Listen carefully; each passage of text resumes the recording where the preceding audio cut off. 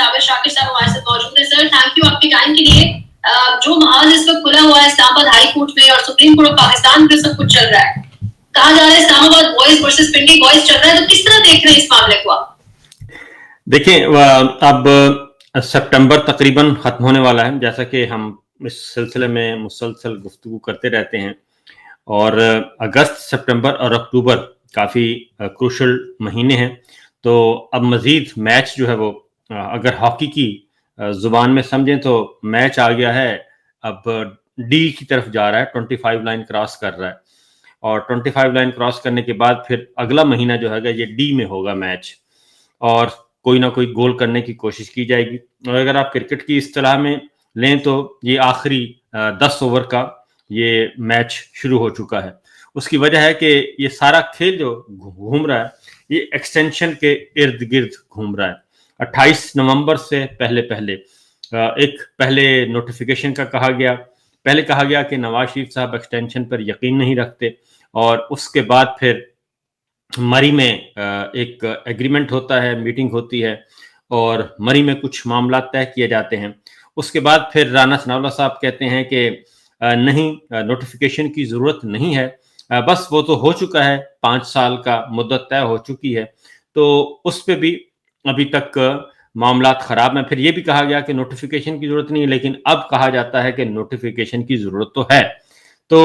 अब 2 साल और 3 साल ये भी चल रहा है कि 2 साल की एक्सटेंशन होगी, यानी कि 3 साल पहले हो चुके, 2 साल और होने चाहिए, या फिर एक नया टेन्योर शुरू होगा। तो इस एक्सटेंशन के इर्द गिर्द ये सारी कहानी जो है वो घूम रही है,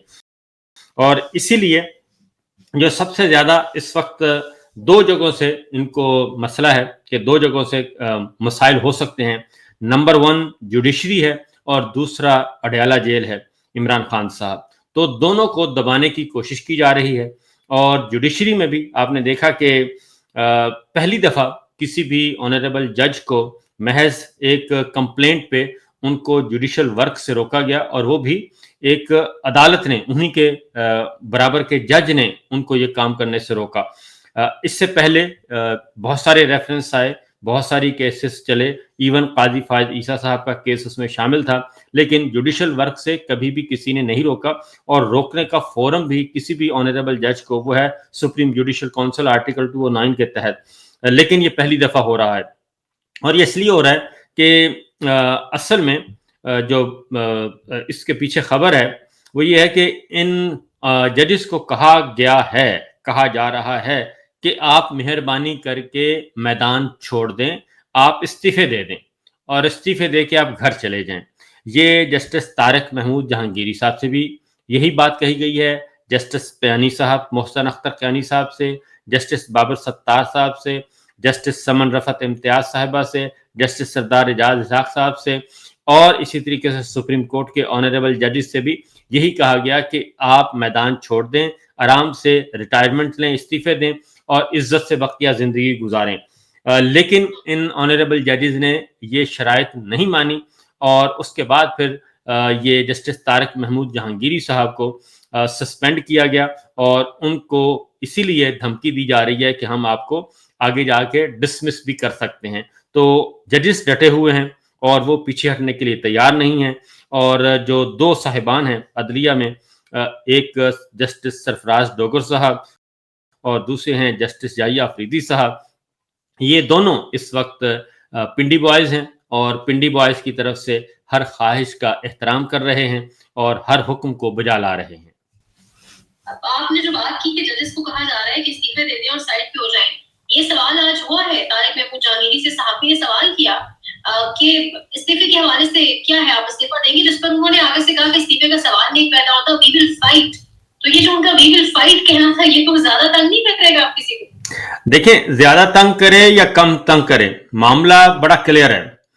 कि पाकिस्तान ने किस तरीके से आगे बढ़ना है, और पाकिस्तान ने आगे आइन के तहत और इंसानी हकूक उसमें होंगे, आज़ाद अदलिया होगी, जो आइन पाकिस्तान में लिखा हो उसके अकॉर्डिंगली हमने आगे बढ़ना है, या फिर हम सब ने एक सब जेल में रहना है। ये बुनियादी फैसला करना है हमें। और आज जस्टिस तारिक महमूद जहांगीरी हैं, कल जस्टिस बाबर सत्तार होंगे, उसके बाद एक लंबी क्यू लगी होगी। और ये बात जो मुझे ये बात बताई जहांगीरी साहब से तो आज बात की गई है, मुझे तो ये सुप्रीम कोर्ट के इंतहाई सीनियर मोस्ट लोगों ने ये बताई कि ये इस वक्त बहुत ज्यादा प्रेशराइज किया जा रहा है कि आप पर्क्स एंड प्रिविलेजेस लें, रिटायरमेंट लें, इस्तीफे दें और घर बैठ जाएं और आप हमें तंग ना करें, और अगर ये सिस्टम को चलने दें। और उसके रूहे रवां जो हैं, और उन्होंने ये भी मुझे बताया कि याहिया अफरीदी साहब में और डोगर साहब में और इस वक्त जितने भी चीफ जस्टिस साहिबान हैं, खासतौर पे पंजाब की भी, उसमें उन्होंने कहा कि किसी किस्म का कोई फर्क नहीं है, सब आपस में मिलकर खेल रहे हैं और इनका इस वक्त किबला काबा जो है वो आईने पाकिस्तान नहीं बल्कि पिंडी है। तामिर साहब, क्योंकि सब कुछ इस वक्त जो है वो इंटरलिंक्ड है। अक्टूबर नवंबर से पहले ये अदालती बहास खोलना और इस तरीके से जजेस को बाकायदा पैगाम देना, जब अदालतें ऑलरेडी कंट्रोल्ड है, एक जगह डोगर साहब है, ऊपर याया अफरीदी साहब है, अमीनुद्दीन खान साहब है, क्यों जरूरत पेश आ रही है अक्टूबर नवंबर से पहले ये करने की? क्या कॉमनवेल्थ की रिपोर्ट कोई वजह, मैं क्या वजह, मैं वजह जानना चाह रही हूँ कि इस वक्त बहास क्यों खोला गया? कॉमनवेल्थ की रिपोर्ट को तो अभी वो तो एक बहुत बड़ा अलग से एक पूरे का पूरा एक चैप्टर है। असल मसला ये है कि इन्होंने 26वीं गैर आईनी तरमीम करके अपनी पसंद के चीफ जस्टिस भी लगा लिए, अपनी पसंद के आईनी बेंच भी बना लिए, लेकिन मसला ये है कि जो फौजदारी मुकदमात हैं वो और सब के सब वो तो जाने हैं आम अदालतों में, आम जजेस के पास। अब आम जजेस के पास यानी कि जो नॉर्मल जज काम कर रहे हैं, आईनी बेंच का हिस्सा नहीं है या आईनी बेंच से अलग, तो अब वो आपको याद होगा कि जस्टिस मंसूर अली शाह साहब के पास एक टैक्स मैटर आया,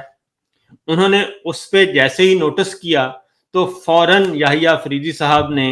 एक्शन लिया और वो मुकदमा भी आईनी अदालत को आईनी बेंच को भेज दिया। तो कहीं ना कहीं से वो कहते हैं कि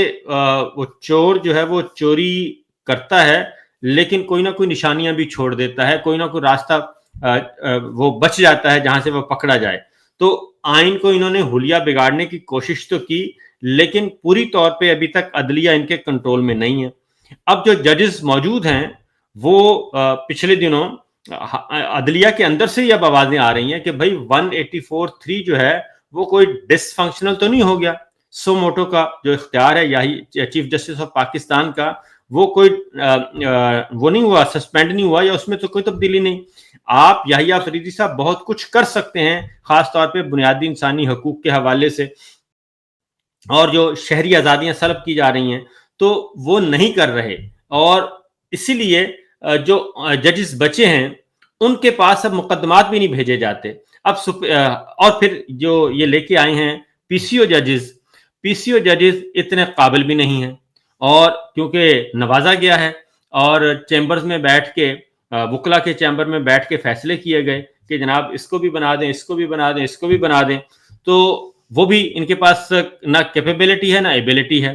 तो इसलिए ये सारे का सारा काम किया जा रहा है। मुकदमात तो उनके पास जाने ही जाने हैं, जब जाते हैं मिसिंग पर्सन का केस है, अब वो आईनी बेंच के पास नहीं जा सकता। और इसी तरीके से ये बुनियादी इंसानी हकूक, क्योंकि लड़ाई झगड़ा पिछले दिनों कहाँ से शुरू हुआ, महारंग बलोच का केस था, ईमान मजारी साहिबा गई हैं, पहले उन्होंने एक जज तब्दील किया, फिर दूसरा किया, फिर चीफ जस्टिस डोगर साहब के पास पहुंच गया, और वहां पे जो उन्होंने अपना जो असलियत है या अपनी जो एक बेहुदा गुफ्तगू की, वो हमारे सामने है। तो ये मसला सिर्फ वापस वहीं आ जाएगा, क्योंकि ये सब कुछ करने की क्या जरूरत हुई, जुडिशरी से इनको खतरा है। और इमरान खान जो है वो एक आवाज है अपोजिशन की, बहुत बड़ी आवाज है, और वही एक अकलौती आवाज है जो इनके काबू नहीं आ रही। दूसरी बात, मीडिया के बारे में भी वही बात करते हैं, इंसानी हकूक की वायलेशन के बारे में भी वही बात करते हैं, और तो इस वक्त सारे के सारे खामोश हैं। आप अपने आप को देख लें, सियासत पीके को देख लें और डिजिटल मीडिया को देख लें, सबको इन्होंने दबा के रख लिया, जो नहीं बोलता उसको बंद कर दें, ये सारा कुछ किया जा रहा है। ये अगेन मैं कहूँगा कि ये सारी जो इस वक्त परेशानी नजर आ रही है, یہ وہی ہے کہ آگے جا کے کوئی مومنٹم نہ بننے پائے یہ ایکسٹینشن کے خلاف، کیونکہ ایکسٹینشن محض ایکسٹینشن نہیں ہے، بلکہ جو اگر ایکسٹینشن خدا نہ خواستہ ہو گئی، میں بڑے سوچ سمجھ کے کہنا، اگر خدا نہ خواستہ ہو گئی تو آپ یہ پچھلے 3.5 سال کو بھی بھول جائیں گے، جو اگلے ایکسٹینشن کے بعد کی جو پاکستان میں جو ہمیں منظر نامہ میں دیکھ رہا ہوں وہ کتنا بھیانک ہوگا۔ صابر صاحب کٹ شارٹ جواب دے دیجیے گا، اگر آپ لمبا جواب نہیں دے سکتے۔ آپ کو لگتا ہے کہ ایکسٹینشن کے معاملے کے اوپر عدالتوں سے کچھ ہو سکتا ہے جو عدالتی مومنٹم کو توڑنے کی کوشش کی جا رہی ہے؟ دیکھیں ایکسٹینشن کا معاملہ یہ ہے کہ جوڈیشری میں ابھی وہ 26ویں غیر آئینی ترمیم پینڈنگ پڑی ہے۔ اس کا مختصر سا جواب یہ ہے ابھی تک اس پہ فیصلہ نہیں ہوا، نمبر 1۔ ایکسٹینشن کا قانون، اس پہ بھی ابھی تک فیصلہ نہیں ہوا۔ نمبر 3، جسٹس عاصم منیر صاحب کی جو اپوائنٹمنٹ ہے، یہ پاکستان کی تاریخ کے پہلے لیفٹیننٹ جنرل ہیں جو کہ ریٹائرمنٹ کے بعد ان کو پروموشن دی گئی اور ریٹائرمنٹ کے بعد ان کو آرمی چیف بنایا گیا۔ اس میں بہت ساری چیزیں جو ہیں وہ آئین اور قانون کی کتابوں میں ابھی تک دبی ہوئی ہیں، تو یہ خدشہ ان کو موجود ہے، اسی لیے فوکس کیا جا رہا ہے جوڈیشری کو۔ اور اس کے بعد کیونکہ میڈیا اب اس قابل نہیں رہا، میڈیا کو آلموسٹ انہوں نے کر لیا ہے، جوڈیشری سے ان کو خطرہ ہے،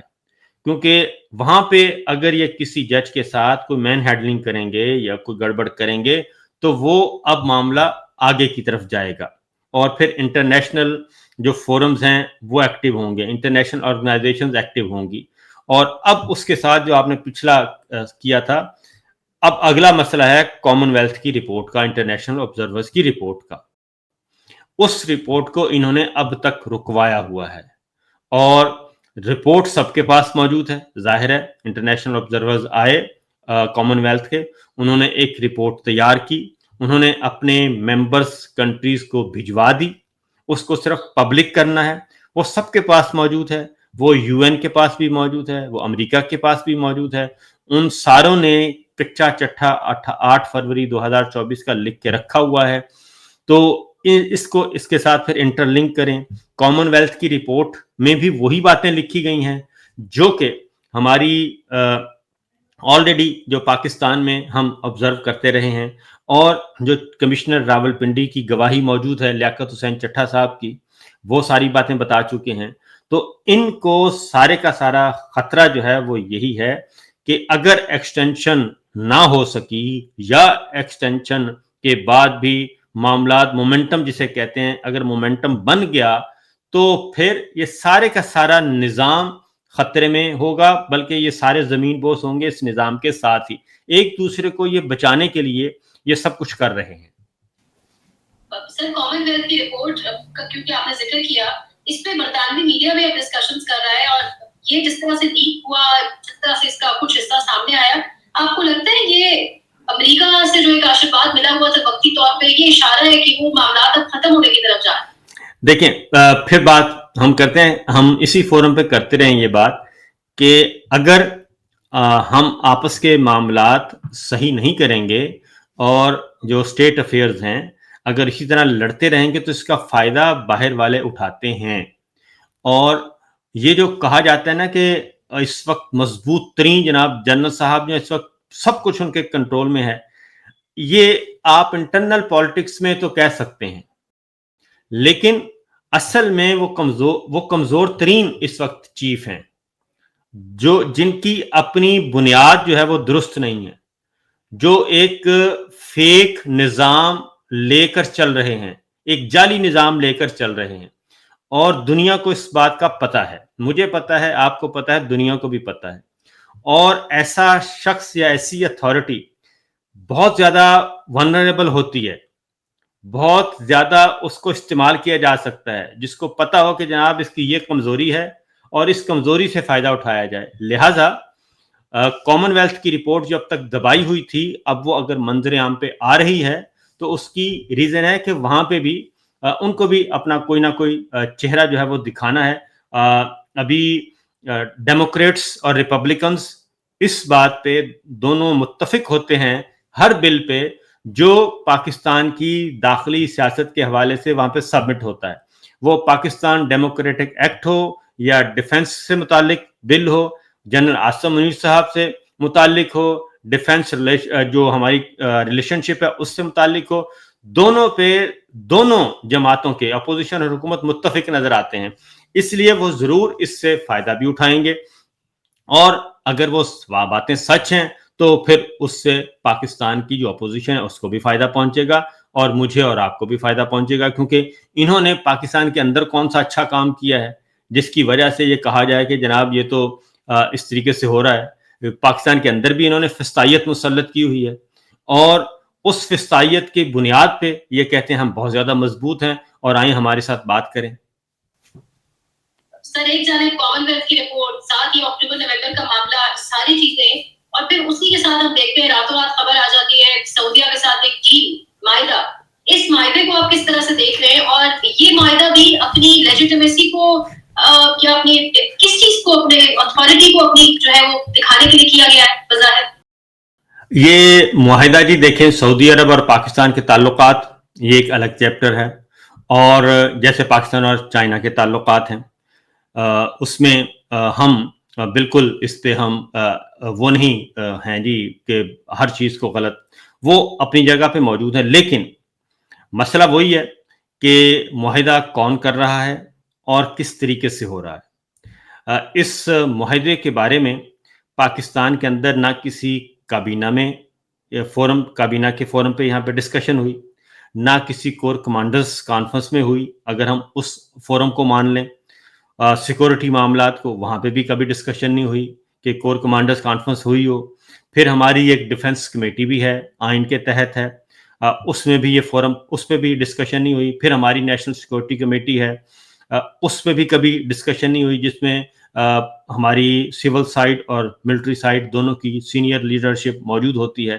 تو آج تک پاکستان کے اندر کوئی بھی کسی بھی فورم پہ یہ موضوع زیر بحث نہیں آیا، اور یہ اتنا خفیہ طریقے سے اس کو کیا گیا، اور پھر اس کے بعد جس طریقے سے اس کا پولیٹیکل نیریٹو بنانے کی اور اس کا پولیٹیکل مائلیج حاصل کرنے کی کوشش کی گئی، اس کے بعد یہ جو معاہدہ ہے یہ از خود متنازع ہوتا جا رہا ہے۔ اور اس کی ریزن صرف یہ ہے کہ اگر اس معاہدے کو آپ دیکھیں، آج جیسے مساجد میں دعاؤں کو کہا گیا ہے کہ اس کو لائیو ٹیلی کاسٹ کرنا ہے، دعائیں کی جا رہی ہیں۔ یہ دو ملکوں کے درمیان معاہدہ ہے ڈیفنس کوآپریشن کا، یہ چائنا کے ساتھ بھی موجود ہے، یہ دوسرے کسی اور ملک کے ساتھ بھی ہو سکتا ہے، ترکی کے ساتھ بھی مختلف لیول کا موجود ہے۔ تو کبھی بھی اس طریقے سے علماء کرام کو یا مساجد میں یہ نہیں کہا گیا کہ آپ اس کو ذرا اس کو اسلامی ٹچ دیں۔ تو یہ خادم الحرمین شریفین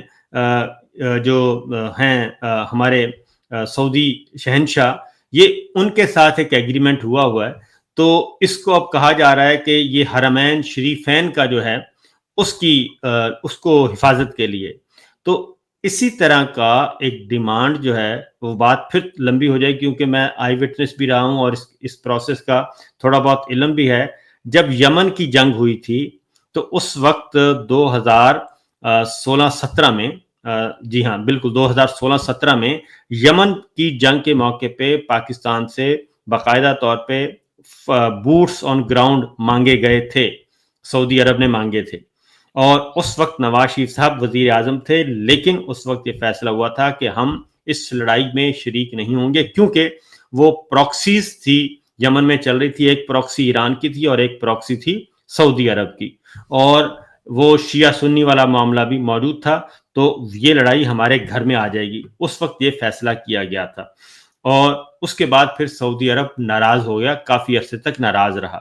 پھر عمران خان صاحب کا دور آتا ہے، پھر ایران اور سعودی عرب کے درمیان تعلقات معمول پہ لائے جاتے ہیں، خفیہ سفارتکاری ہوتی ہے اور ایک دوسرے کے قریب آ جاتے ہیں، پھر یمن جنگ بھی ختم ہو جاتی ہے، اب دوبارہ سے اس کو کیا گیا ہے، اور اس دوران یہ پروسیس چلتا رہا ہے۔ لیکن اب جس طریقے سے یہ کیا گیا ہے اس میں ایون حکمراں جماعت کا جو اتحادی ہیں پیپلز پارٹی، بلاول بھٹو سابق، ان کو بھی نہیں پتا، پیپلز پارٹی کو بھی نہیں پتا، ان کی طرف سے ابھی تک بھی کوئی سٹیٹمنٹ نہیں آیا، اور زرداری صاحب چائنا میں بیٹھے ہیں۔ اس لیے یہ معاہدہ بھی، اگر اس معاہدے کا مقصد اس جعلی سرکار نے اپنے آپ کو دوام بخشنا ہے اور اپنے آپ کو مضبوطی کی طرف لے کے جانا ہے کہ جناب چونکہ ہمارا یہ معاہدہ ہو گیا اور اس کو اسلامی ٹچ دیا جائے، تو پھر میں سمجھتا ہوں کہ اس کا نقصان ہے، اس معاہدے سے کوئی پازیٹیو چیز جو ہے وہ برآمد نہیں ہو سکے گی۔ اصل معاہدے کی ٹائمنگز کے اوپر آپ کس طرح دیکھ رہے ہیں؟ کیونکہ ایک جانب لندن پلان 2 کی گونج بھی چل رہی ہے کہ سیاسی اور غیر سیاسی شخصیات کچھ لوگ پہنچ بھی چکے ہیں لندن، تو ٹائمنگز کے حوالے سے آپ کیا کہیں گے؟ اگین وہی بات ہے کہ ٹائمنگز ہی اصل میں میٹر کرتے ہیں، کیونکہ یہ ون ڈے وزٹ تھا، اور پھر یہ ہے کہ اگین دوبارہ اگر میں کہوں کو اتنا بڑا اگر یہ ایونٹ تھا تو اس کو بڑی پروقار قسم کی تقریب کی جاتی، باقاعدہ طور پہ اناؤنس کیا جاتا، جانے سے پہلے میڈیا کو کچھ بریف کر دیا ہوتا کہ جناب ہم جا رہے ہیں، بہت بڑا ایونٹ ہونے جا رہا ہے، لیکن ترجمان اعلیٰ نے واٹس ایپ گروپ پہ اپنے لائک مائنڈڈ کو بتایا کہ جناب بس یہ آپ کمپین تیار رکھیں، میڈیا مینیجرز کو، ڈائریکٹر نیوز کو، بیورو چیفز کو ایک ایڈوائس جاری کی گئی، اور اس کے بعد سے یہ اگر یہ کام نہ کرتے تو اس معاہدے کو اس طریقے سے سوشل میڈیا پہ اور ڈیجیٹل میڈیا پہ اگر کوئی مٹی پلید کر رہا ہے اس ایگریمنٹ کی، تو یہ خود حکمران ہیں، اور حکمرانوں کے اپنے جو دانشور ہیں وہ کر رہے ہیں، اور اس چیز کو اگر آپ ایک سوشل میڈیا پہ ڈیبیٹ شروع کروائیں گے اور وہ کہیں گے جناب ہم بیانیہ بناتے ہیں، تو اس طرح سے بیانیہ نہیں بنتے۔ یہ اس پہ ضرور اس ایشو پہ ضرور بات کرنی چاہیے جہاں جہاں ہم کر سکتے ہیں۔ تو معاملہ ٹائمنگز کا ہی ہے، اس سے اب وہی سیاسی فائدہ حاصل کرنے کی کوشش کی جا رہی ہے۔ اب اس کی بنیاد پہ وہ ایکسٹینشن کو جواز بخشا جائے گا، کیونکہ پہلے پاکستان اور بھارت کی لڑائی ہوئی تو فیلڈ مارشل کا عہدہ ارن کر لیا بقول رانا ثناء اللہ صاحب نے، اب یہ ایک معاہدہ ہو گیا تھا، اب اس کے بدلے میں کیا ارن کیا جائے گا، یہ اگر اس کے بدلے میں ایکسٹینشن ارن کی جائے گی تو از خود پھر اس کا مطلب ہے یہ پولیٹیکلی موٹیویٹڈ ایک سٹیج تیار کیا گیا ہے اور اس سے فائدہ اٹھانے کی کوشش کی جا رہی ہے۔ سر یہ بھی کہا جا رہا ہے کہ لندن پلان 2 کے نتیجے میں عمران خان کو ایک لمبے عرصے کے لیے آئسولیشن میں بھی ڈالا جائے گا۔ میں پہلے بھی کر چکا ہوں، مختصراً آپ کو بتا دوں کہ مری میں جو کچھ طے ہوا تھا اس میں اسی کو لے کے آگے بڑھا جائے گا، اور یہ ایکسٹینشن اس وقت تک نہیں ہوئے گی، نوٹیفیکیشن نہیں ہوگا جب تک عمران خان صاحب کو توشہ خانہ میں سزا نہ سنا دی جائے، 9 مئی کے مقدمات میں سزا نہ سنا دی جائے، اور جنرل فیض کو کا کورٹ مارشل ان کو بھی سزا نہ سنا دی جائے۔ یہ 3 جو ہیں نوٹیفیکیشن سے پہلے کی ڈیمانڈز ہیں،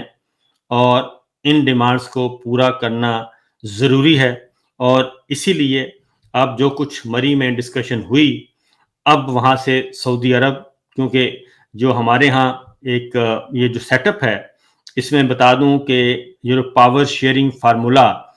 رات 12 بجے آپ کو یاد ہوگا 8 فروری 2024 کے الیکشن کے بعد رات 12 بجے تقریباً ان کو بستروں سے اٹھا کے پریس کانفرنس کروائی گئی تھی، زرداری صاحب کو، ان سب کو۔ تو اس وقت برادر اسلامی ملک کی ایک کچھ نمائندے بھی اسلام آباد اور لاہور کی گلیوں میں موجود تھے، تو اس لیے اگین ایک گارنٹر کی تلاش ہے بیسیکلی، اور گارنٹر جو ہے وہ انٹرنیشنلی ہوگا، بیرون ملک ہوگا، کوئی برادر ملک ہوگا، برادر ملک کا کوئی شہزادہ ہوگا، اور یا شہزادے سے کچھ بڑا ہو جائے گا، تو وہ گارنٹر تلاش کیا جا رہا ہے جو ایکسٹینشن کے بعد دونوں فریقین کو باندھ کر رکھے۔ صاحب صاحب وہ گارنٹر عمران خان کے حوالے سے کوئی بات نہیں کرے گا دونوں فریقین سے؟ نہیں، یہ تو ڈیل ہو رہی ہے جنرل عاصم منیر صاحب کی اور نواز شریف صاحب کی، یہ ان کی ڈیل ہے، ان دونوں نے آگے کیسے بڑھنا ہے، اور یہی کیونکہ جو London plan first London plan 1 تھا، اس میں نواز شریف صاحب کو وزیر اعظم بنایا جانا تھا، لیکن وہ لندن پلان کا یہ حصہ عمل پذیر نہیں ہو سکا. ٹھیک ہے جی. اور اس کے بعد آتا ہے پھر مری، کیونکہ اس دوران پھر دوریاں، رنجشیں، کوئی تھوڑی سی ناراضگیاں ہوئیں، اور پھر آپ کو یاد ہوگا کہ جنرل عاصم منیر صاحب نواز شریف صاحب سے ملاقات بھی کرنے گئے تھے جاتی عمرہ میں، ان سے ملاقات بھی ہوئی تھی، اور ان کو ساری صورتحال سے بتانے کی کوشش کی گئی تھی. تو یہ سارا جو ہے بیک ڈور چینل پہ یہ چیزیں چل رہی ہیں. اور اب مری میں جو کچھ ہوا، کیونکہ اب ایکسٹینشن آ چکی ہے، نواز شریف صاحب انتظار کر رہے تھے کہ ایکسٹینشن کا وقت آنا ہی آنا ہے، اور یہ سارے جنہوں نے مجھے دھوکہ دیا ہے اس وقت میں حساب لوں گا. تو اب وہ حساب مانگ رہے ہیں، اور اب دوبارہ سے ایک لندن پلان پارٹ 2 آئے گا، اور مری میں کچھ جزیات طے ہوئی ہیں. میں نے آپ کو بتا دیا 3 مطالبات ہیں، وہ فوری طور پہ پورے کرنا لازمی ہیں، اور اس کے بعد پھر آگے فردر چلا جائے گا. اب لندن میں سارے اسی لیے جمع ہو رہے ہیں، لندن میں یہ ادھر آئیں گے، ادھر سارے موجود ہوں گے، اس کے بعد پھر یہ امریکہ جائیں گے، امریکہ سے واپس آ کے لندن میں بیٹھیں گے. خواجہ صاحب بھی پہنچ چکے ہیں، سارے جتنے بھی جو ہوتے ہیں یہ کانسپریٹرز اور مینوور کرنے والے پلیئرز سارے موجود ہیں اس وقت. سامر صاحب، آپ نے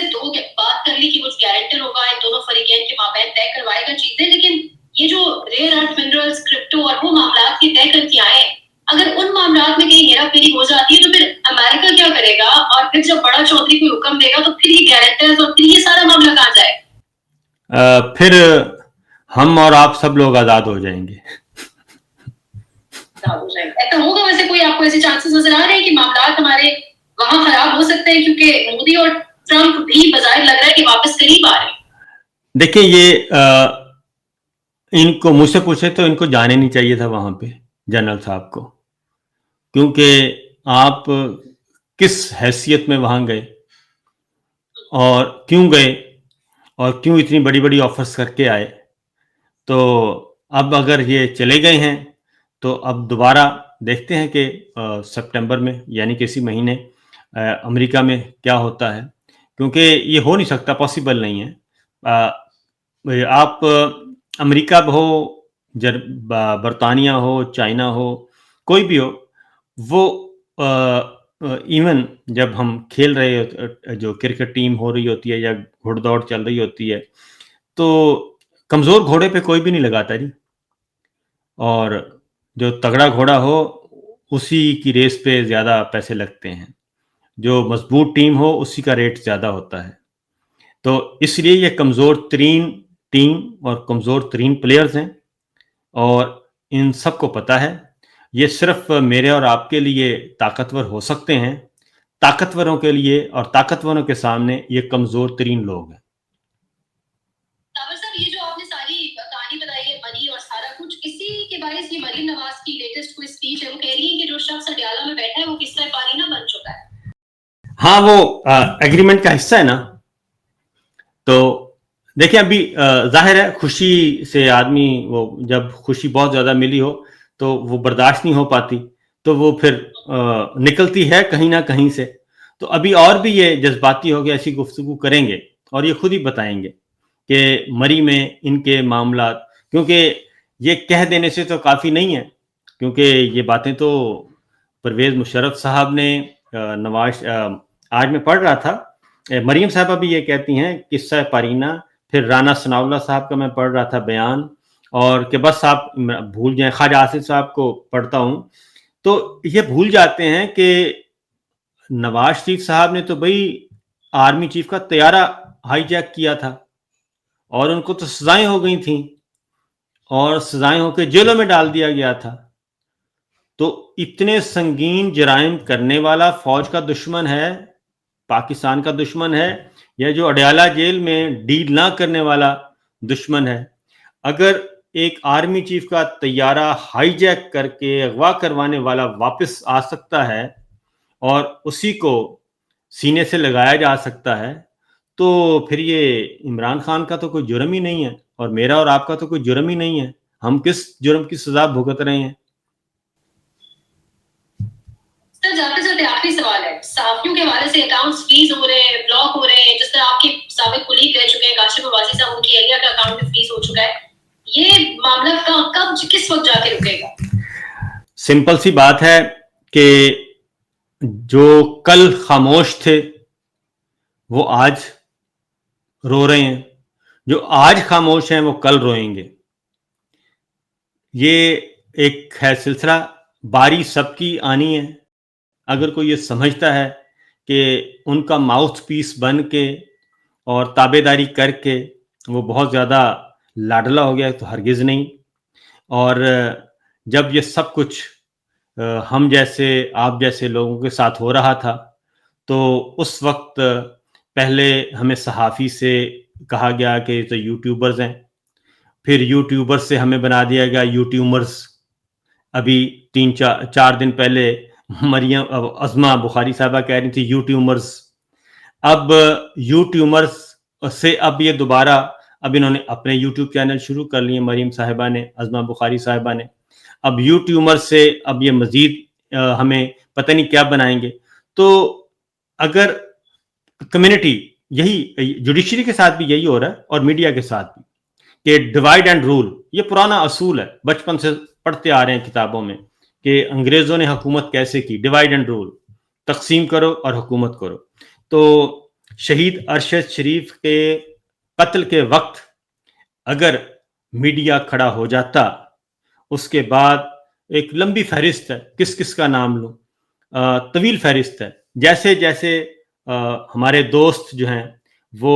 ٹی وی چینل سے آف ایئر ہوتے گئے، جیلوں میں ڈالا جاتا رہا، جھوٹے مقدمات، بے بنیاد مقدمات، گھروں پہ چھاپے، مار دھاڑ، یعنی کہ وہ سب، یہ سب خاموش رہے. اور اب جب یہ گرم ہوا جو ہے وہ ہر طرف پھیلتی جا رہی ہے، کیونکہ یہ بنیادی بات میں اپنے دوستوں کو ضرور کہوں گا، جرنلزم میں جو کمزور سے کمزور ترین جرنلسٹ جو ہے نا، اس کے اندر بھی وہ رگ صحافت تو وہ موجود رہے گی، اس نے بولنا ہی ہے. تو یہ جتنی بھی زیادہ اپنی جگہ دیتے جائیں گے وہ اتنی ہی ان پہ حاوی ہوتے جائیں گے، اور پھر اتنے حاوی ہو جائیں گے کہ آپ کا ان سب کا جو جینا محال ہو جائے گا. جن کو ہماری تنخواہیں برداشت نہیں ہوتی تو وہ آپ ان سے کیا توقع کرتے ہیں؟ جن کی نظر ہی ہماری تنخواہوں پہ ہو کہ یہ تنخواہیں کتنی لیتے ہیں، یہ اتنے اچھا رہ کیوں رہے ہیں، اتنا اچھا کھا پی کیوں رہے ہیں، یہ خوشحال کیوں ہیں. جب سوچ ہی اتنی چیپ ہو کسی جگہ پہ تو وہاں کیا ہو سکتا ہے. سر بہت شکریہ آپ کے ٹائم کے لیے، thank you so much. Okay جی، اللہ حافظ.